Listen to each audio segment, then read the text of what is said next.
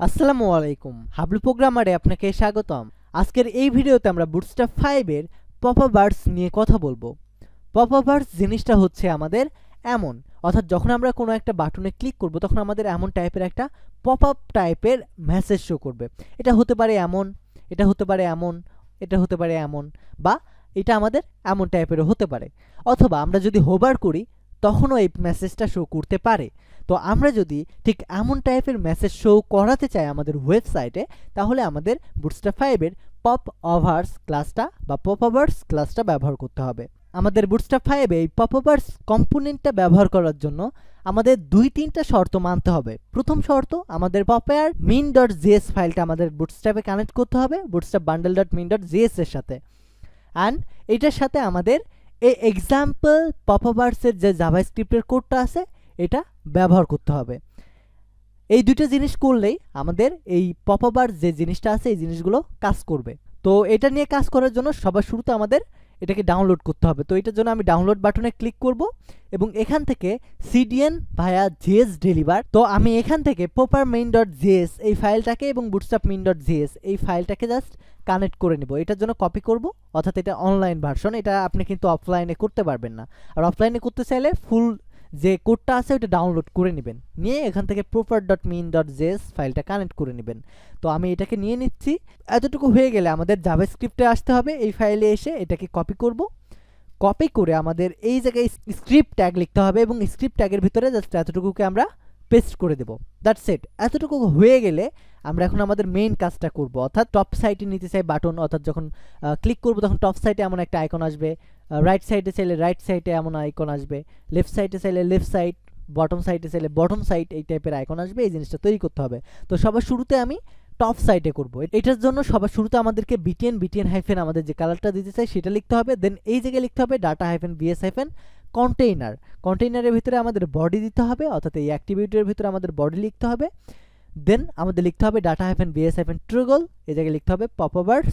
দেন আমাদের লিখতে হবে data hyphen BS hyphen placement, অর্থাৎ কোন জায়গায় আমাদের এটা হবে, টপে হবে, বটমে হবে না কই হবে, এই জিনিসটা এই জায়গায় লিখতে হবে।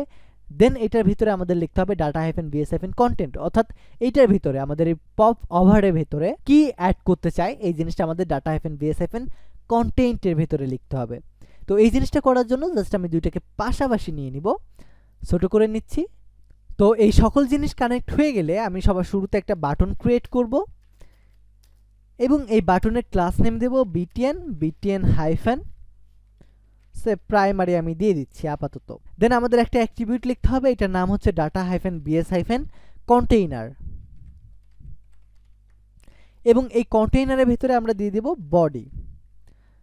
দেন এটার পরে আমাদের আরও একটা অ্যাট্রিবিউট লিখতে হবে, এটার নাম হচ্ছে ডাটা হাইফেন বিএস হাইফেন ট্রিগল এবং এই টগলের ভিতরে আমাদের লিখে দিতে হবে পপআভার্স। দেন এটার পরে আমাদের লিখতে হবে data hyphen BS hyphen placement, অর্থাৎ আমরা এই জিনিসটাকে কোন জায়গায় প্লেসমেন্ট করতে চাই বা কোন জায়গায় রাখতে চাই। এটার জন্য আমি লিখব data hyphen BS hyphen placement এবং এই প্লেসমেন্টে আমরা লিখে দিতে পারবো কোন সাইটে আমরা এটাকে দিতে চাই। তো এখন আমি এটাতে দিব রাইট সাইটে আমি এটাকে নিতে চাই।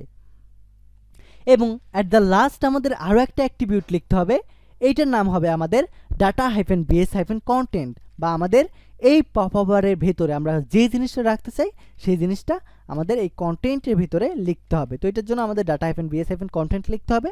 তাহলে আমি এই জায়গায় জাস্ট লিখে দেব রাইট পপ ওভার। দেন এখন যদি আমি সেভ করি, অ্যান্ড অবশ্যই এই বাটনের ভিতরে লিখতে হবে কিছু একটা পপ ওভার লিখে দিচ্ছি আমি।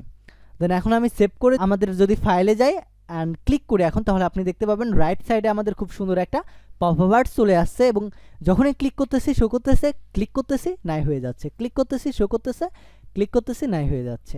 তো আমরা যদি এটাকে রাইট সাইডে না নিয়ে যদি টপ সাইডে নিতে চাই তাহলে জাস্ট টপ দেব। অ্যান্ড যেহেতু টপ সাইডে কোনো স্পেস নাই এটার জন্য আমাদের টপ সাইডে দেখাবে না, এটার জন্য আমি এখন এটাকে বটম সাইডে নিব। যদি সেভ করি তাহলে দেখতে পাবেন আমাদের বটম সাইডে চলে আসছে। আমরা যদি এটাকে লেফট সাইডে নিতে চাই তাহলে এই জায়গায় জাস্ট লেফট দিয়ে দিব। যদি লেফট সাইডে আমাদের জায়গা থাকে তাহলে লেফট সাইডেই দেখাবে, যেহেতু জায়গা নাই তাই দেখাচ্ছে না। তো আমি যদি জায়গা নিতে চাই তাহলে এই সাইডে স্টাইল অ্যাপ্লাই করব, স্টাইলের ভেতরে বাটনকে কল করব এবং বাটনে দিব মার্জিন 100 পিক্সেল, অর্থাৎ উপরের নিচে ডানে বামে 4 সাইডে 100 পিক্সেল করে ছেড়ে দিবে। এখন যদি আমি টপ দিই, দেখেন আমাদের টপ সাইডে আছে। যদি আমরা এখন বটম দিই, তাহলে দেখেন আমাদের বটম সাইড থেকে এটা শো করবে। তো আমরা চাইলেই টপ, লেফট, রাইট, বটম 4ই সাইড থেকে আমরা এই ধরনের পপ ওভার মেসেজ শো করাতে পারবো। তো এই ভিডিওটা এই পর্যন্তই থাকবে। ভালো থাকবেন, সুস্থ থাকবেন, টেক ইট ইজি।